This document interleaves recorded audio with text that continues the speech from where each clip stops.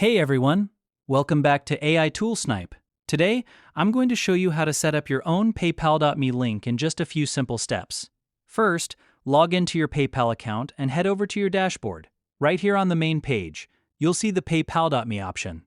Go ahead and click that to get started. Next, this page will pop up with two options. You can either add a photo to make your profile look more professional, or just hit Not Now to skip it for later. Once you move forward, it's time to choose your unique link name. Think of this like a username. For example, I'm selecting Snipe. You can pick any name that fits your brand or personality.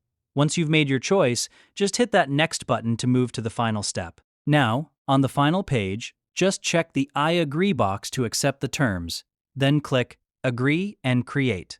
And just like that, your personalized PayPal.me link is live.